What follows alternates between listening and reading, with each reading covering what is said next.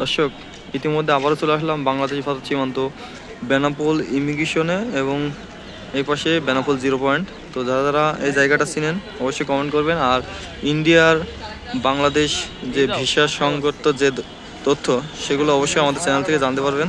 তো অনেকেই প্রশ্ন করেন যে ভাই বেনাপোল সীমান্ত এখন কোনো সমস্যা হচ্ছে কিনা সাধারণ যাত্রীদের। তো এখন কিন্তু ইজিলি চলে যেতে পারবেন কোনো সমস্যা ছাড়াই। তো যারা ইন্ডিয়ান ভিসা নিয়ে অনেকেই যে জানেন যে এটি ইন্ডিয়ান ট্যুরিস্ট ভিসা বন্ধ থাকার কারণে কিন্তু এখন একবারেই বর্ডার ফাঁকা।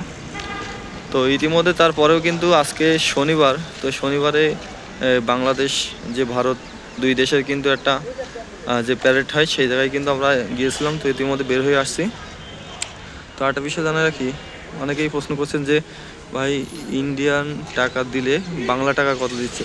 এখন ইন্ডিয়ান টাকা যদি বাংলাদেশ সাইডে এসে ভাঙান সেই ক্ষেত্রে কিন্তু সর্বশেষ রেট পাবেন 100 রুপিতে বাংলা 143 টাকা পর্যন্ত। তো এটা নিয়ে অনেকে প্রশ্ন করেছিলেন, তো বিস্তারিত আপনাদেরকে জানিয়ে দিলাম।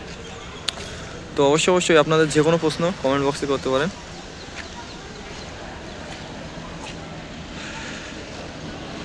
আরেকটা বিষয় প্রশ্ন করেছিলেন সেটা হচ্ছে বাংলাদেশ থেকে যদি ইন্ডিয়াতে যায় প্রতিনিয়ত টাকার রেটটা একই রেট থাকে কিনা।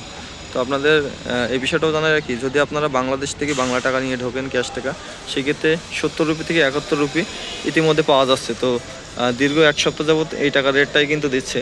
তো যারা যারা ইন্ডিয়াতে যাচ্ছেন তারা জানেন, আর যারা নতুন যাবেন তারা কিন্তু জানেন না। তাই বিস্তারিত আপনাদেরকে জানিয়ে দিলাম।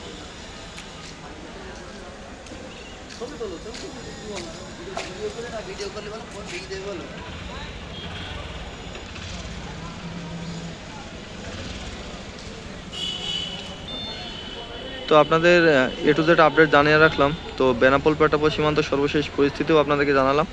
তো আপনাদের আর কিছু জানা থাকলে অবশ্যই ভিডিওর কমেন্ট বক্সে কমেন্ট করতে পারেন এবং ভিডিওর ডিসক্রিপশনের নাম্বার আছে, চাইলে যোগাযোগ করতে পারেন। তো আজকে এটাই পর্যন্তই। সবাই ভালো থাকবেন, সুস্থ থাকবেন। দেখা হবে নতুন কোনো আপডেট নিয়ে, নতুন কোনো ভিডিও নিয়ে। খোদা হাফেজ।